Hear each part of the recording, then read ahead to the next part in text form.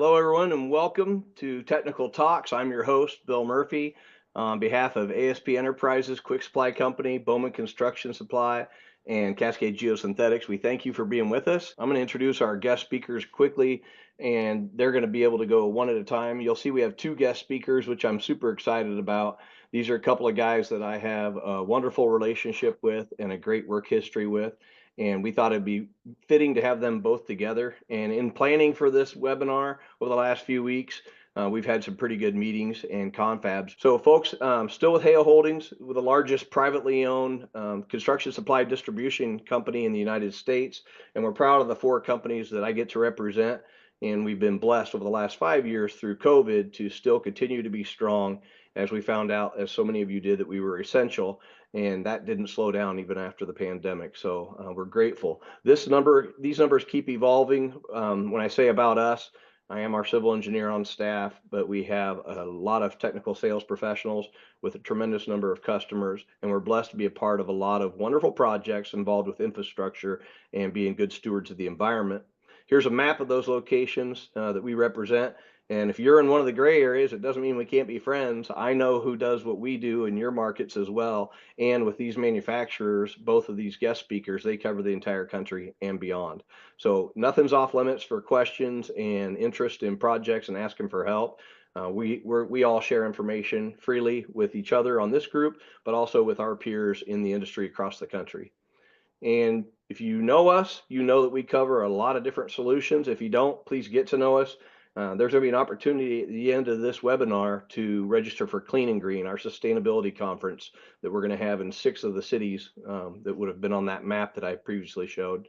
And that's an opportunity to hear from our manufacturers reps like these two gentlemen, plus many others across a wide variety of solutions.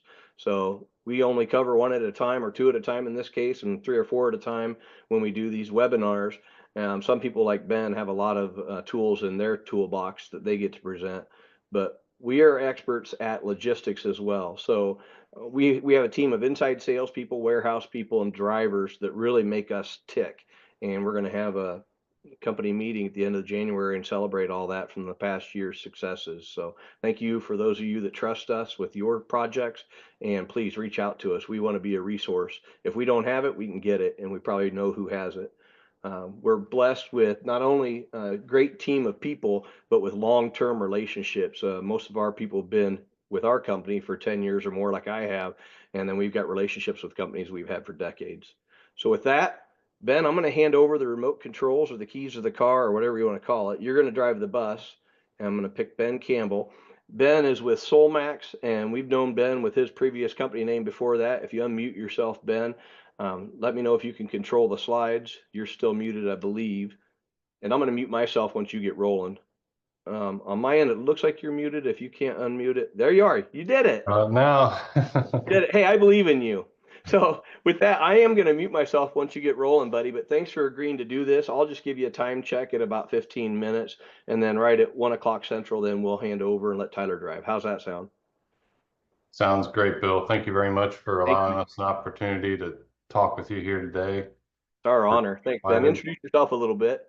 Can you hear me okay? You sound awesome, and you look even better. Okay, wonderful.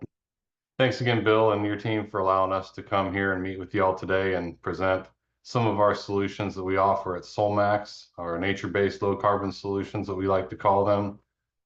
It's always fun to present with Bill.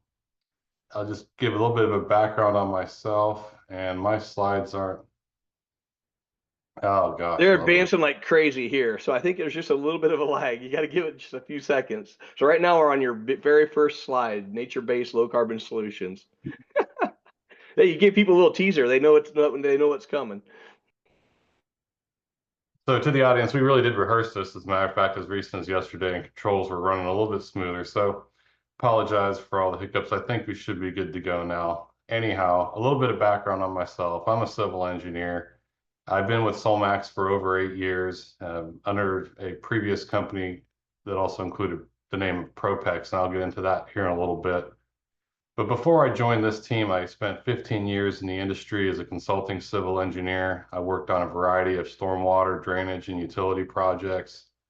And I currently reside in Pensacola, Florida. I mentioned the companies Propex and Solmax. Some of you may be familiar with these names. You also may be familiar with the name Tenkata Geosynthetics and also GSE. All these companies have been merged together in the last couple of years. And what that means is that we've merged together to become the largest geosynthetics manufacturer in the world. We manufacture all sorts of geosynthetics, everything from non-woven geotextiles, high-strength woven geotextiles, geogrids, pond liners, as well as some of our high-performance turf reinforcement mats that I'm going to talk most about today and how we can apply those to levee armoring projects.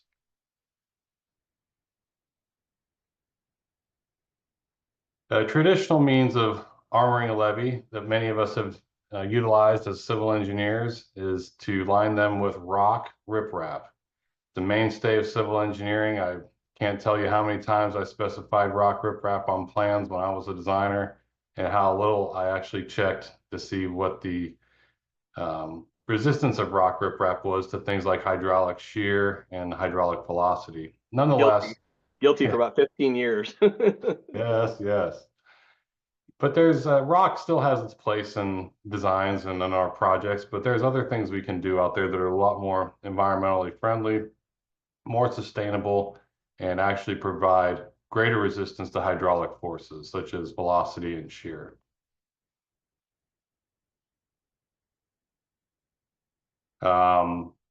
Just another couple of snapshots of how rock can be applied to armoring channels and levees and things like that. We can also mix rock and crush it up into small pieces and mix it with Portland cement to make concrete. You know, again, these are all great systems. They do cost a lot, especially when you're located far away from a quarry. They also have their, applications where they make sense, but there's other things out there. And so the better solutions that we want to talk about today are how we can armor these situations and channels and levees with vegetation. And the way we do that is we include in our designs and our construction the use of high performance turf reinforcement mats. And what this does is it integrates in with the vegetation, much like rebar does with concrete. You know, concrete can break up when it's subject to a tensile strength. Vegetation can break away from soil when it's subjected to a hydraulic load or even a non-hydraulic load, such as a mowing load or debris load. And what that does is it exposes the soil beneath it. And then that flow can then continue to wash away the soil beneath it. And until we have all sorts of erosion issues, it can become slope stability issues and a whole bunch of downstream turbidity washing away. And then ultimately, in the case of a levee, it could breach and flood areas and cause all sorts of damage to structural and life and all that good stuff. So we want to protect that. We can protect that with this vegetation, these reinforced vegetation in areas where we need to ensure that these hydraulically critical embankments are there to withstand the test of time. By armoring with these nature-based solutions, these HPTRMs and these TRMs, we can do it by reducing emissions. A lot of people don't understand, how much it actually takes to mine rock out of the ground and how much energy and fuels it takes to crush it and then also to transport it to the job site. With these vegetated armoring systems, you can actually reduce that truckload, that carbon emissions. You can also, it promotes vegetation and carbon sequestration. It also can be installed and provided at a reduced cost compared to rock and concrete. And it's just overall more sustainable practice for the environment. These products have been utilized along hundreds of miles of channels and levees and steepened slopes and over steepened slopes that are nowhere near a body of water. We can utilize them to stabilize shallow plain superficial issues along steep slopes. Just take a look at this channel here. This channel is heavily armored. The only thing is you cannot see the armor because it's all covered in vegetation. So, all the good benefits of this system include filtration of groundwater, groundwater recharge, as well as promoting vegetation, carbon sequestration, and allowing for natural habitat.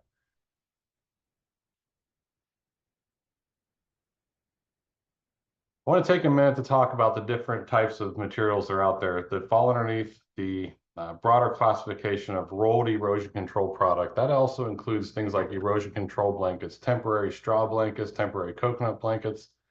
Now, these materials are meant to last about 1 year to 2 years, depending upon the environmental conditions. And what they're utilized for is to hold the soil in place just long enough for the vegetation and the seeds to germinate over a disturbed part of earth. And the high performance turf reinforcement mats and turf reinforcement mats are different materials. The ones I'm talking to you most about today are the high performance ones that are fully synthetic. These are actually made out of polypropylene, and they're designed to last up to 75 years when they're exposed to ultraviolet light. The only way that they really degrade in the field is by exposure to sunlight. So in most cases, in temperate sections of the country or temperate climates where we have a lot of vegetation, they're mostly covered up and their lifespan is virtually infinite.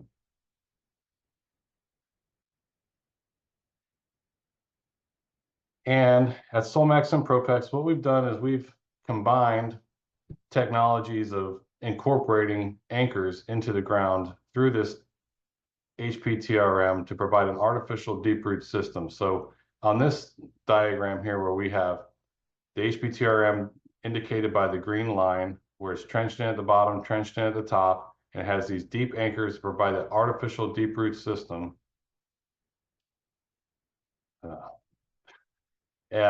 What that does is it allows the vegetation something to hold on to, and the natural vegetation bridges those anchors, and that prevents against shallow plane and superficial slope stability issues.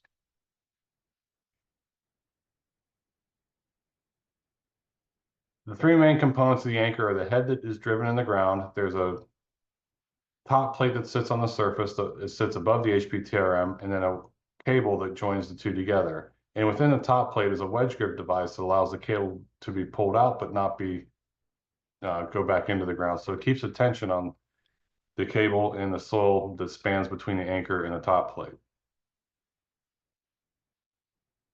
The way they are driven into the ground is a drive rod is inserted into the back of the anchor. A driving mechanism, one of the most common ones that we sell is a gasoline-powered driver, is then placed on top of the drive rod and is turned on. It drives the anchor into the ground.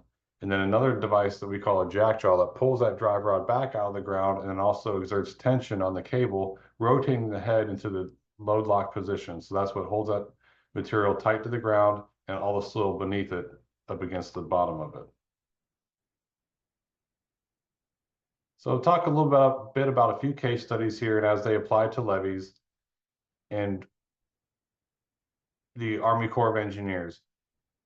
This is a case study in the New Orleans district of the Army Corps of Engineers, the hurricane and storm damage risk reduction system that was a result of Hurricane Katrina and what happened in 2005. A lot of us, maybe some of our older engineers here, we're very familiar with that. A lot of the younger ones might not remember that too well, but I remember it very vividly watching that storm come in and then the subsequent flooding that resulted from the levees that were breaching in the area. So the Army Corps of Engineers decided that they needed to do something to help improve the resilience of those levees and help protect the civilization of city of New Orleans. And what they did is they came up with a huge study and they determined that utilization of these HPTRM with anchors was an excellent option from a cost perspective, a performance perspective. And this is a map that shows how over 80 miles of levees have been armored in this area just to protect this one area. They did an extensive study to determine which materials would best armor these levees and prevent them from breaching in the future. Here's some pictures of studies that were done at Colorado State University where they actually grew in trays with the same soil and same grass that was utilized in the New Orleans area and placed them on these flumes and tested these areas against overtopping from the waves. And they found how, this was a great option from a cost perspective and performance perspective. And they also did extensive tests in the field as it relates to the maintenance.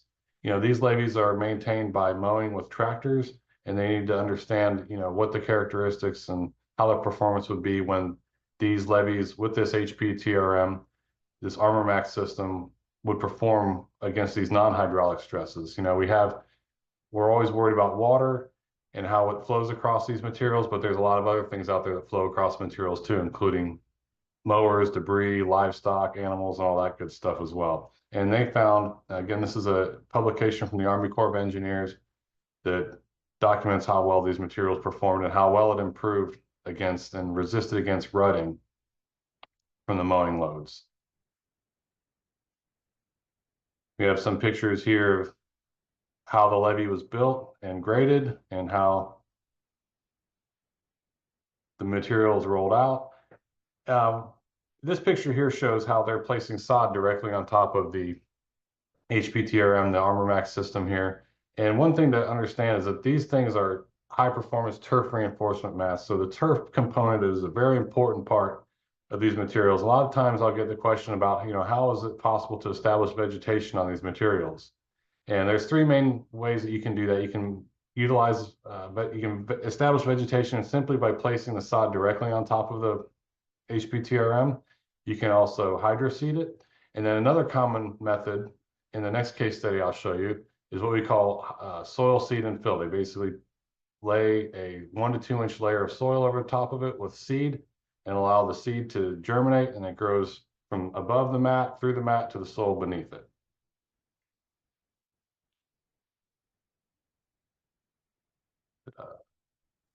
This picture here shows a levee along Lake Pontchartrain. It's that big lake on the north side of New Orleans. And you can see here, here's another shot that shows the HPTRM there, and then it extends underneath the sod that you see here for quite some distance, and it performed very, very well over the years, and very, very happy with that performance. So the next case study I'll take you to is another Army Corps of Engineers project. This one is located in the Omaha district, and it was installed in 2021 and 2022. And this resulted from the extensive flooding that occurred in 2019. Many of you may recall seeing that in the news if you are not located near this area, but there was towns, there was, different areas that were virtually cut off, or no, not that were definitely cut off from areas due to the flooding. Here's an aerial picture that shows some of the extensive crop damage that was a result of this. This is along the Missouri River, just south of Omaha. This is actually located in Hamburg, Iowa, on the east side of the river. And here we have a levee breach. That was important to note that. Hey, Ben, I'll chime in. You're just a minute past halfway, but this is my home state, so that made the news. That was a big deal. It covered a very large area in southwest Iowa. I'm glad you're sharing it. Keep going. Thanks. Yes, thank you. It made the news down here too, in our office as well. So here's a satellite view of what the Missouri River looks like here. This is just south of Omaha. This is the Platte River, where confluence of the Missouri River occurs. This was in March of 2018, and this was in March of 2019. You see how extensive the flooding went with that. And then the levee system that we're talking about here, L575, it's this little yellow line, this little segment down here. So the Corps decided they wanted to, rebuild these levees and armor them and prevent them from failing in the past. It's important to note that this area also has some flooding that occurred back in 2011, I believe it was. And there was areas that were patched, and they actually used our Armor Max HPTRM, and we found these in existing sections, and those areas did not breach. So can only repair certain sections. I guess back then they didn't want to repair the entire section. But anyway, so this is what the levee looks like when it's graded. It's kind of hard to gain a perspective of distance when you're looking at these soils for such a long way. This is the material being rolled out onto the levee. They come in these 15-foot wide by 480-foot long sections of Armor Max, and they can simply roll it out, cut it, and keep on rolling on down the levee. And then you got the anchoring operation going behind it.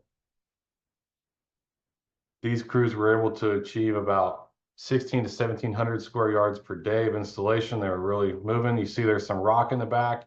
Again, We always try to convince the Army Corps of Engineers that you don't need any rock, but they still want them to have a little bit of rock. So this section has some rock at the toe. There's other sections of this levee that was armored with Armor Max only, with no rock whatsoever, and has performed very, very well in as recent flood events as last year.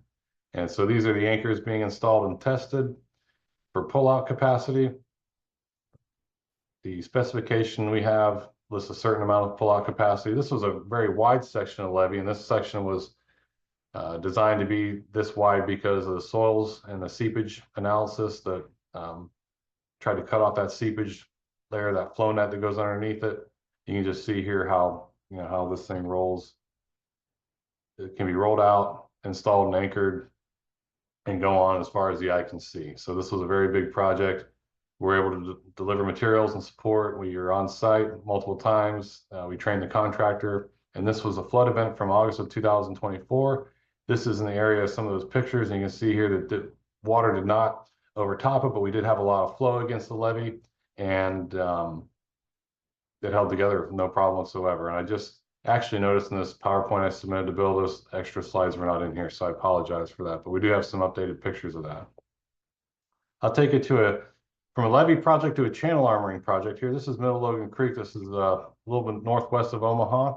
And the story of this poor town, this is in Randolph, Nebraska, and 75% of it lied within the 100-year floodplain, yet it had flooded 14 times in the last 100 years. So this flooding issue is causing, costly flood insurance for its residents and businesses, and ultimately hindering the progress of the town from growing. New building permits could not be issued, and renovation permits to existing structures could not be issued either. So the goal of this project was to remove the town of Randolph from the 100-year floodplain. So that was gonna be a big job to pick up the town and move it.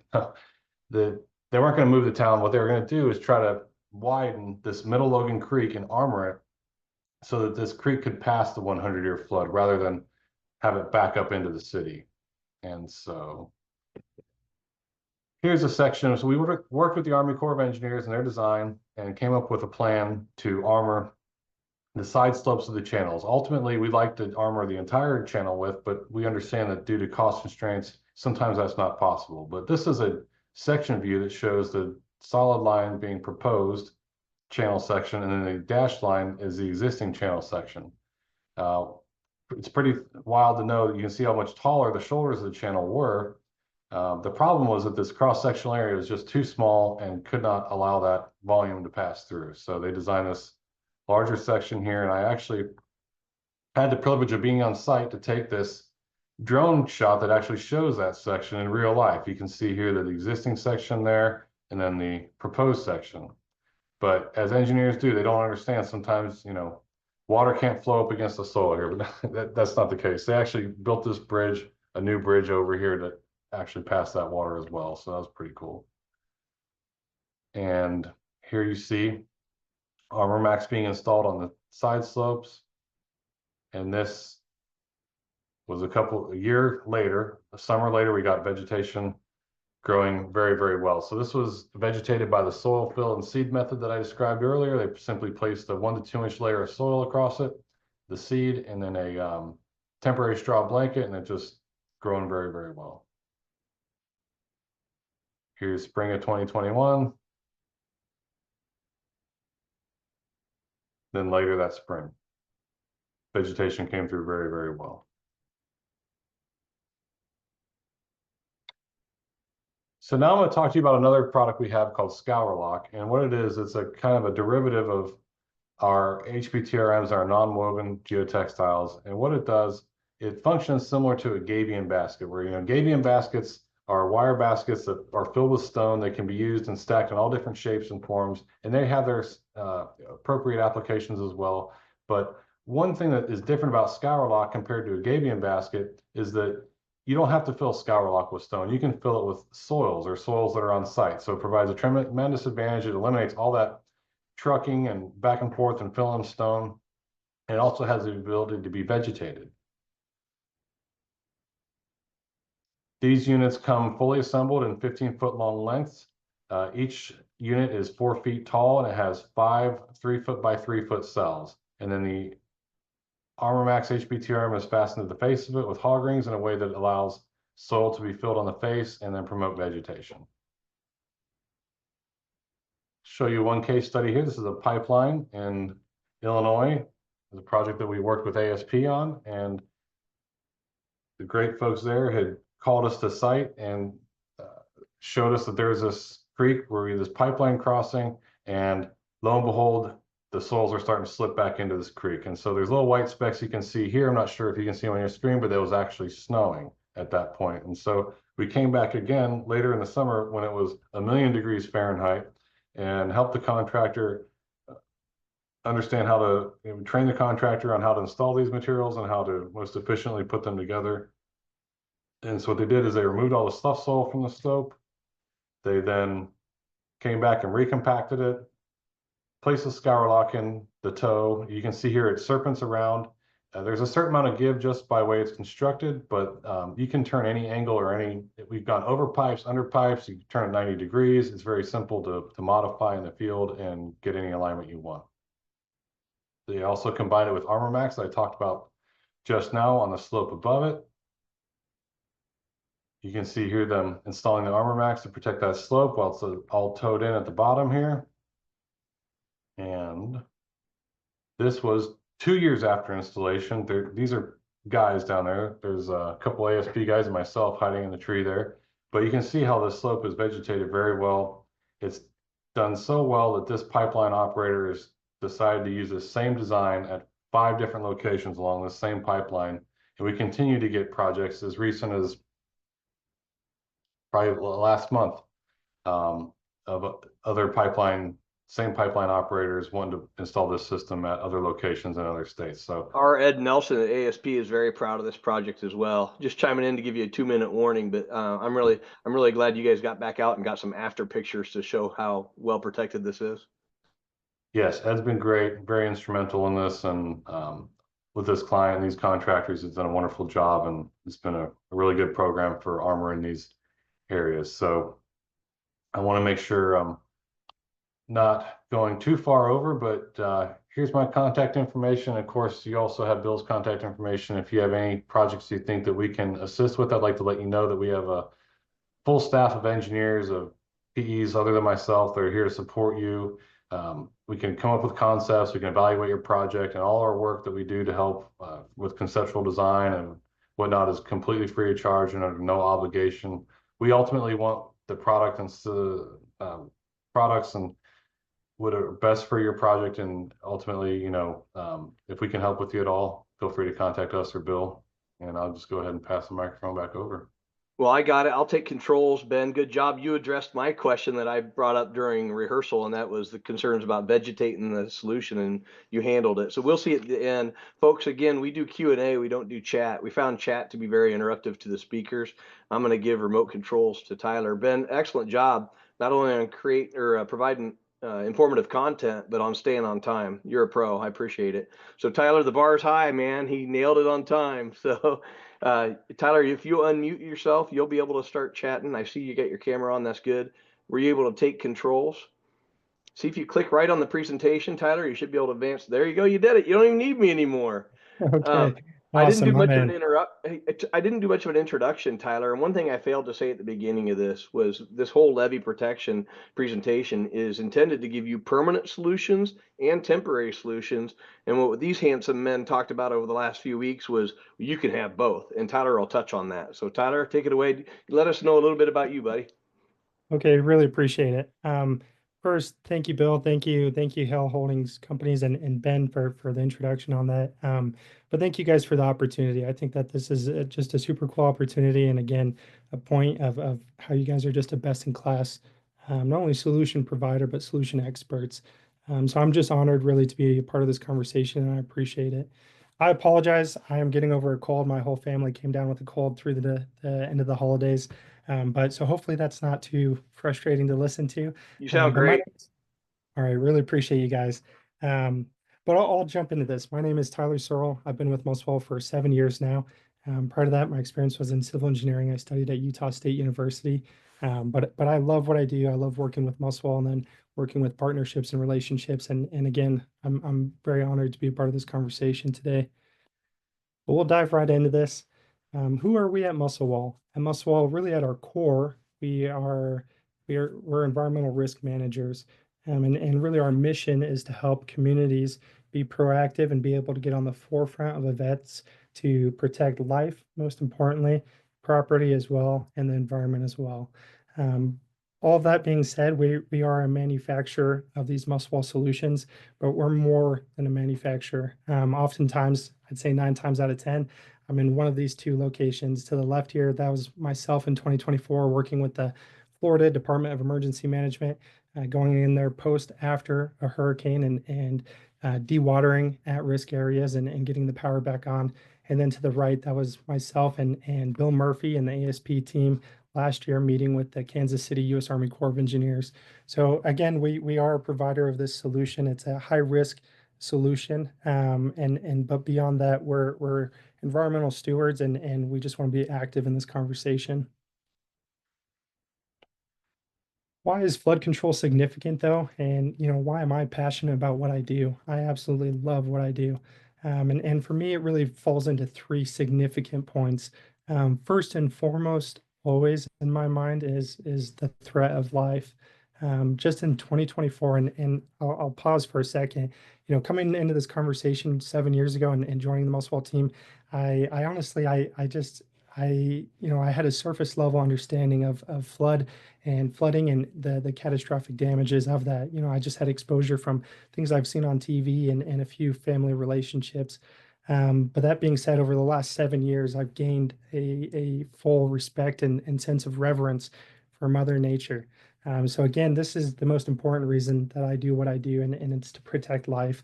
And just some staggering stats from 2024, the National Weather Service confirmed that there were at least 168 flood fatalities. And then with that, they broke it into male and female and different age groups, and then the different activities from being out and about and being sheltered in place. But interestingly, we can see that this is an issue that is widespread, and it impacts all different demographics, all different age groups. So again, one life is one too many, and to me, that is the most important reason to be active in flood control. Second tier to that, there's two more significant points. One of those being just the cost component. The cost of flood damages is astronomical. And not only are we facing billions and sometimes even trillions in damages on a yearly basis, year after year, but at this point we have the data and the history to show what mitigation efforts can do to reduce that overall cost and the damages. And just one quick number, I'm a data guy, so I apologize, but for every dollar invested in flood mitigation, the National Institute of Building Sciences and FEMA estimates that at least $13 are saved in damage costs.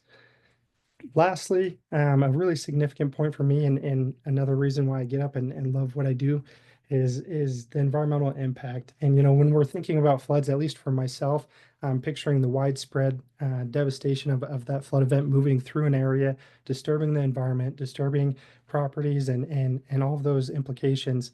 But in addition to that, the harsh reality is that there are brownfield sites, there are fly ash and coal ash plants, there's paper mills, and there are other industrial sites that have toxic chemicals. And on a yearly basis, dozens of these sites are hit throughout the United States. It's one of those things that oftentimes gets hushed, pushed behind the curtain. But this is a very important part of what we do, and being at the forefront of this to try to eliminate that immediate impact from those contaminants in that local community, both on the short term and then, of course, long-term implications. So again, a little bit of a sobering for me. It was a little bit sobering to kind of go through this data and remind myself of really why do I do what I do. But for me, this is everything. Kind of moving into the levee conversation specifically, again, we pray and we look forward to beautiful days like this. The reality is that in the United States, there's tens of millions of communities that are in these low-lying elevation areas all along our coastlines. There's families that have been in those locations for generations. They've established roots, and they don't want to go. And so our solution in the past has been to build these levee systems, and levees has been an absolute crucial component of this overall flood defense conversation. here in the United States, we have over 30,000 miles of levees protecting communities. According to the Association of State Floodplain Managers, as of 2024, over 50% of those levees as of today do not meet safety and or freeboard criterias. That to me is everything. So while we pray and we look forward to days like this, the harsh reality is that many of our levees are at risk of overtopping on any given year, just depending on where those weather events are occurring, where the snow melt's coming off, and what have you.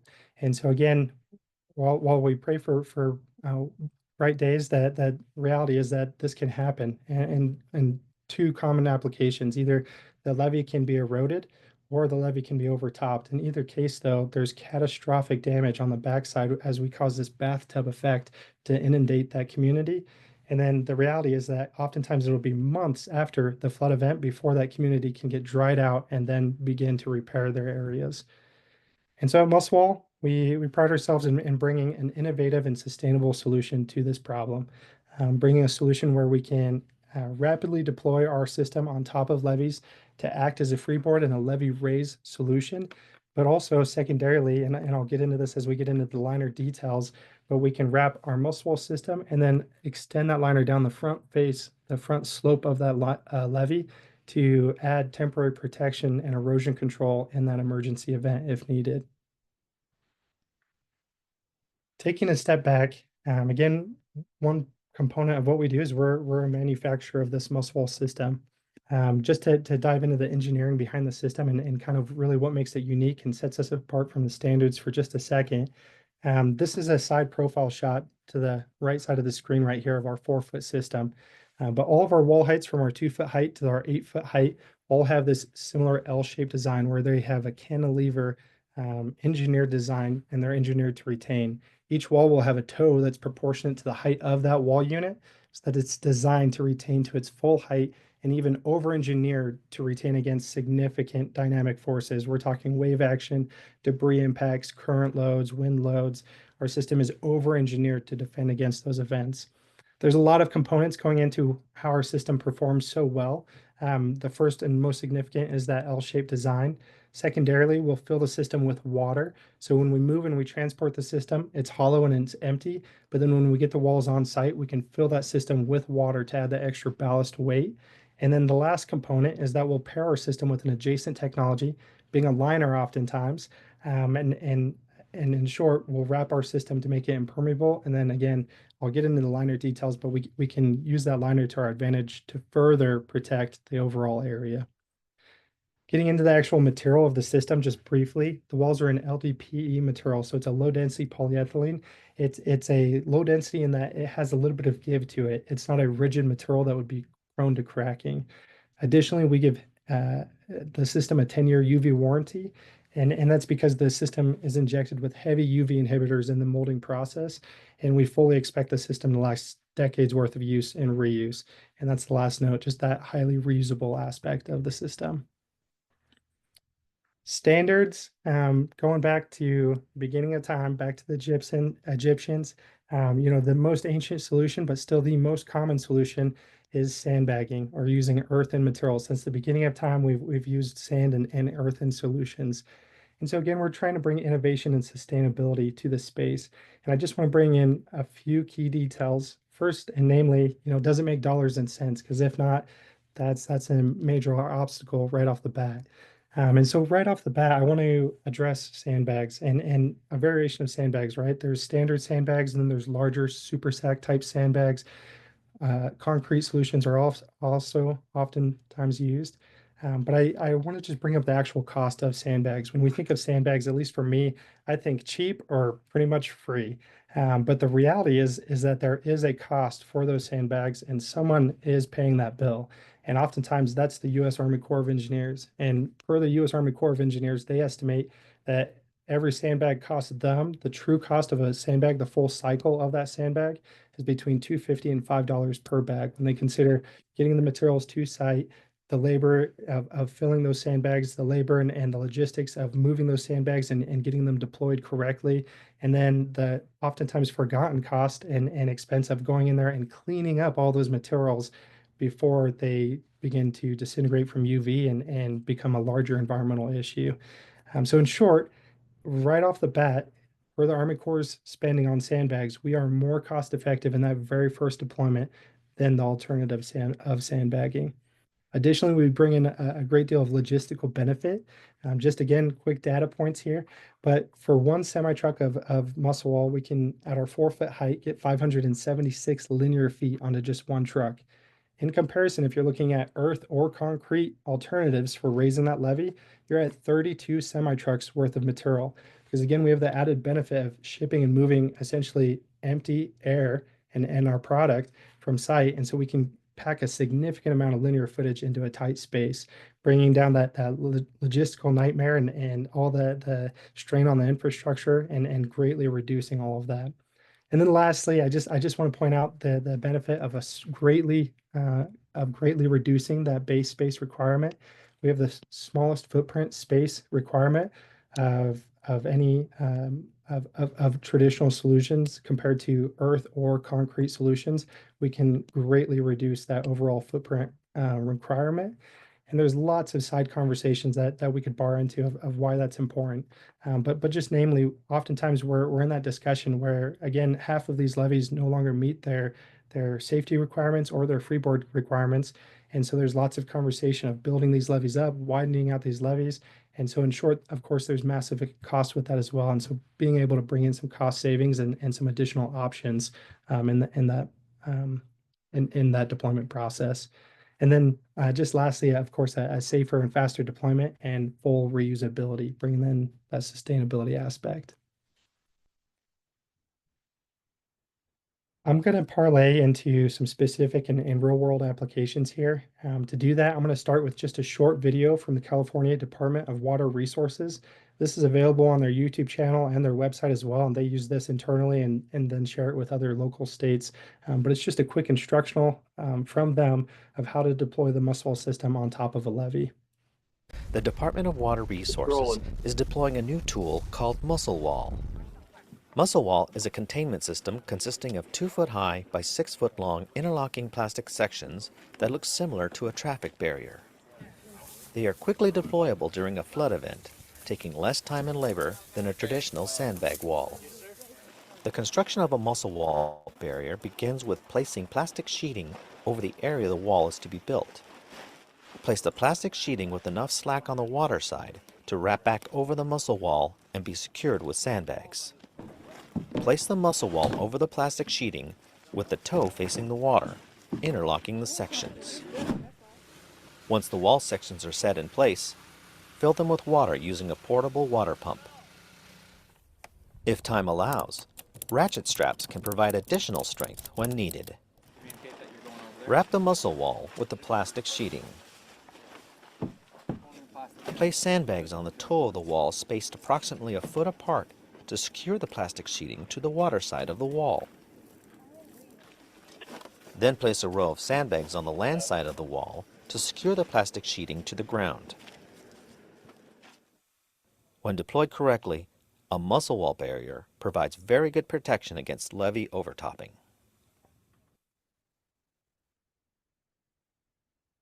Okay, cool. Awesome. Let me make sure all my controls can still hear. Looks Okay. good from our end, buddy. You might have a little lag sometimes on those slides, but you're doing great. Really appreciate you guys. So specifically, I want to dive into California for just a second, just because they were the first state to adopt our system specifically for levee control and levee heightening. And they adopted our system over 15 years ago and now have continued to increase their inventory and invest in more muscle wall. And they continue to distribute it around their state. And over the last 15 years, they've continued to reuse those muscle walls to protect their assets. But again, we came to this space with humility. We knew that there had to be a better solution, especially in emergency type situations, being able to get a highly effective but also high speed solution in place. And so again, California was the first state to adopt our system.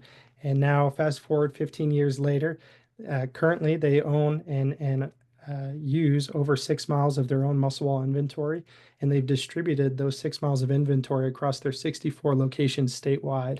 But I really, again, I think that they have a really powerful template of how to do this well. Oftentimes when we're talking about flooding, we're talking about where do we get the money from? How do we make this work? How do we work collaboratively? And sometimes it can be a me kind of conversation where people are worried about themselves. One thing that's unique about California is they've done very well working collaboratively with the various federal and state agencies to achieve this full defense. And so just namely, they work with the U.S. Army Corps of Engineers, then the California Department of Water Resources, as well as the California Office of Emergency Services, and then lastly, CAL FIRE, in addition to key engineering partnerships and distributors and what have you.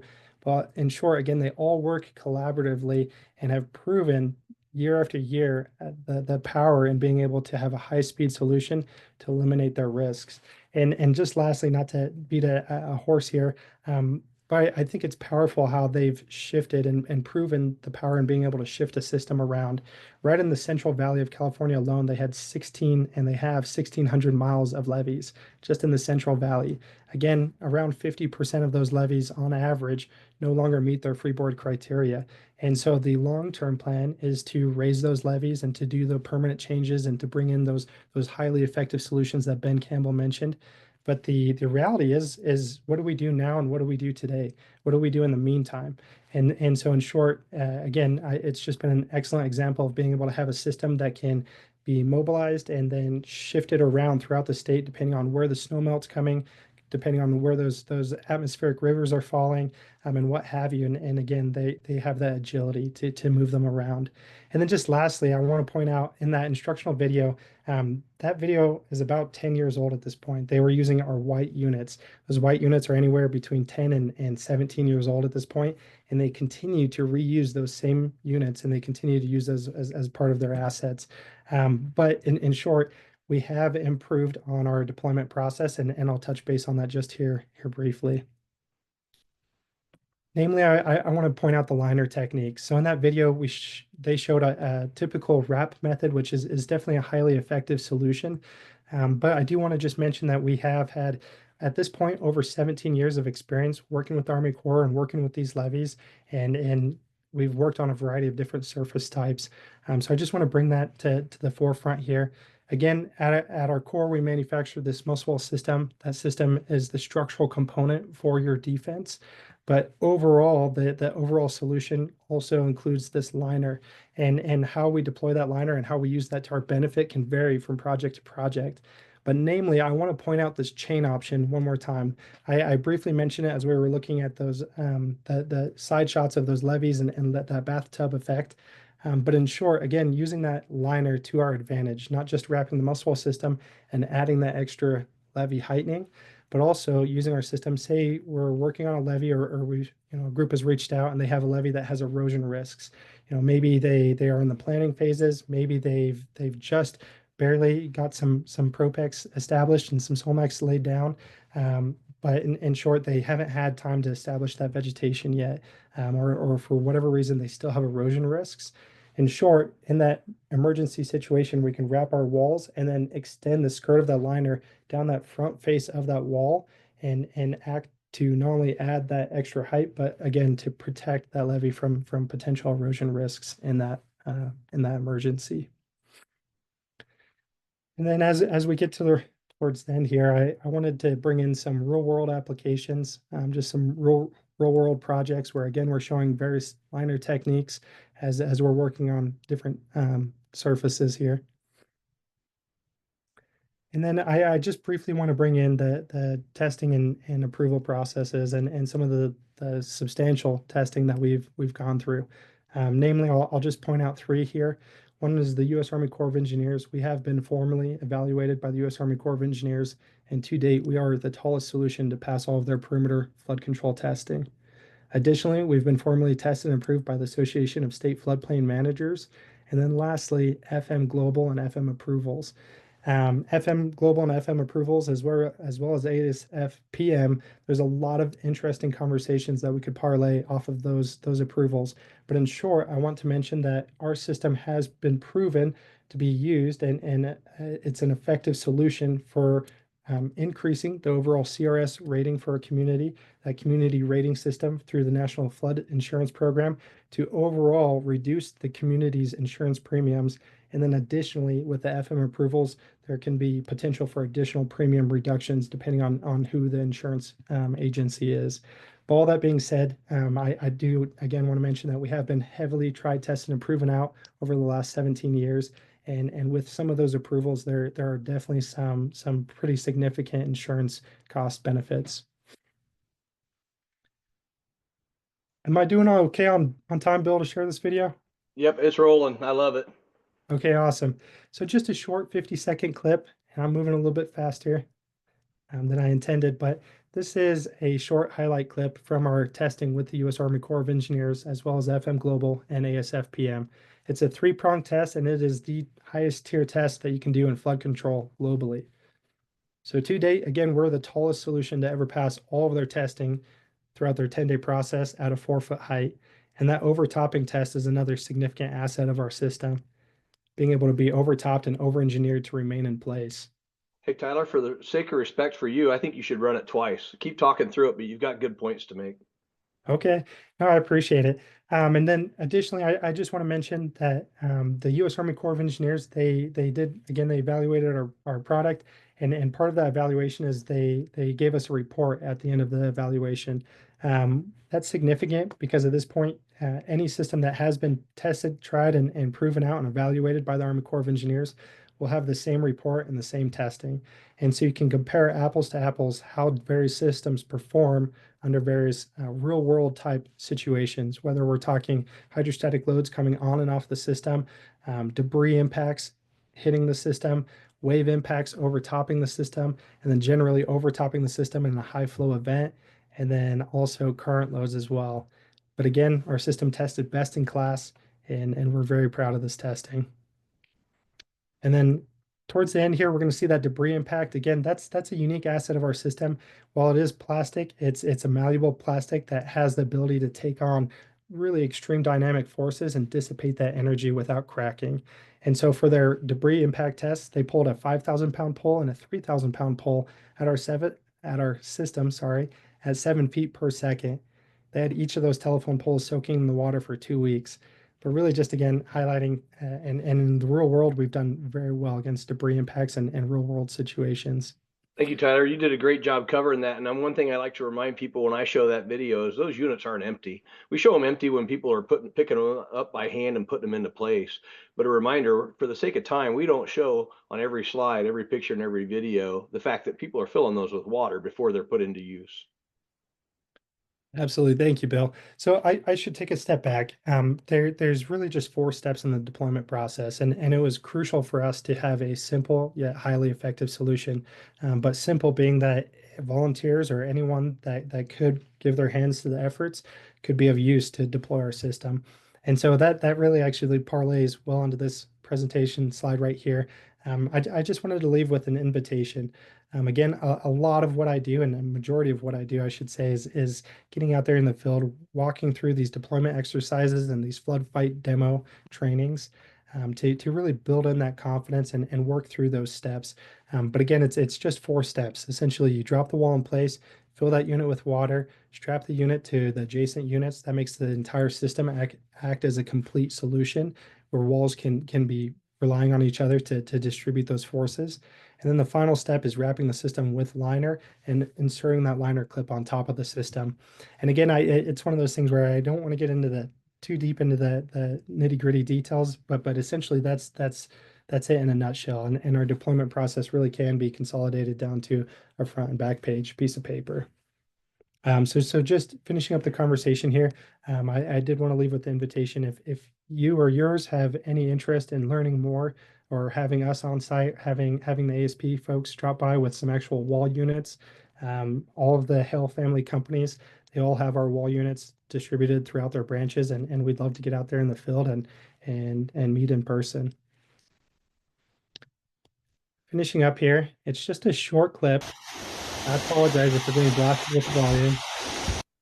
I'm going to go ahead and mute that volume. I was going to try to mute the volume. I got it. So I apologize for that. But I love this shot. I love this video shot right here, and I apologize if anyone's already seen it. I'm guilty as charged. It's definitely one of my favorite clips that I've been able to get from one of our customers. It's one of those things where when Mother Nature hits, oftentimes we're all heading for high ground, and so it's very rare that we actually get to see our product in the field during the event. Oftentimes we're going out afterwards and seeing how well it performed in protecting that area. But again, I love this shot just because it highlights that our system does do very well with high dynamic energy flows and wave action and velocities as well. Why is that water so dark there in that video? Thank you, Bill. I appreciate that question. So this is actually a post-fire application. So this is right here in the Rockies, just a couple hours from my home base here. But in short, we've had massive fires as California is currently experiencing right now. But we've had fires over the last couple of years that have, in short, they've caused massive burn scars and loss of vegetation. And so we have these flash flood events that have continued to occur over the last several years. And so this is a dark, ashy filled flow coming off of the mountainside, and very much so a flash flood type event where there was maybe an hour or two of warning. But then thanks again. I really appreciate the time. That's it from me. I have my contact information here. Please, again, feel free to reach out to myself or Bill or anyone from the ASP team, and we'll all work together to see what we can do to help. Thank you, Tyler and Ben, both. As I reminded you guys, or for you attendees, we don't have the opportunity for you guys to do the chat directly, but we do have a Q&A. I want to end with our contact information for our 4 companies. And I'll tell you this, a reminder for all of you who are attending this right now, you are just blessed with 2 of the best presenters in our industry. And I'm not just saying that because they're still on the air with me, but these guys are very good at conveying knowledge. So rather than try to impress you with big words and show you how smart they are, they try to get their point home in a very well-spoken manner. And I think that's important in our industry. We're filled with engineers and engineering minds, and sometimes it's hard to connect that to other people who aren't engineers, but you 2 do an excellent job of that. And I think you're both very passionate about the environment. We are stewards of our environment, and so are all these attendees. We're also stewards of our resources, whether those be physical resources on site with you, which you both talked about, or our financial resources. And you both talked about the importance of good engineering, good investments in infrastructure now can save us billions and trillions later. Where else can you get 1,300% return on a dollar spent other than protecting a levee? And Tyler mentioned the fires in California. I just messaged a good friend of mine who's in the LA area, and he's safe, his family's safe, but they're less than 30 minutes away from those wildfires. And those, Tyler mentioned Cal Fire, so let's connect those dots. Why does that matter? I also have friends in the Carolinas in that area. Fire departments are the people who are called to do water rescues. Police departments, fire departments, they do water rescues and flooding. They would much rather help people evacuate, help people get to safety. And then it's still heartbreaking when land is flooded and when property is disturbed, but number one is safety. Let's keep the people safe. So you 2 are excellent at that. Thank you very much. I got to end with this. So Q&A is going to end up for all of you attendees. You're going to get an email from Madeline Kreitler, one of my favorite people, not only in my company, but in my life. She's wonderful. She's going to send all of you a follow-up email. You're going to make sure she has your right name and your company contact information. That's your opportunity to ask your question if you didn't get it asked today. Madeline's also good at capturing all the Q&A questions that were typed in today that I'm not going to have time to get to. These 2 panel experts are going to help us answer those by early next week. In writing, every attendee will see all the questions that asked, all the written answers, and you'll get a PDH certificate. And if you act now, you use your phone, hold it up to that QR code on the screen. Just by clicking on it, it doesn't cost you any money. It gives you the information on how to register for Clean and Green, our sustainability conference I'm very proud of. We're going to be in 6 cities on 6 different dates. You see those there. Yours truly will be the MC. These guys and their companies will be represented there. We're super proud of it. It's a wonderful event. Good to network. Guys, last thoughts. It's already 1:30. I'm going to wrap this up. Thank you for being with us. Did you have anything you wanted to add that you forgot to mention?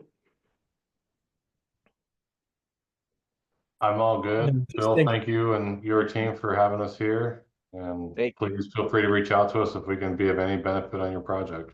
Well, there's my alarm of the final countdown. I got to stop it, but guys, I'll send all those questions to you and you'll get all the contact information and we'll come back together soon. Appreciate you. Thanks, everybody. Fantastic. Thank you, guys. Thank you. Take care.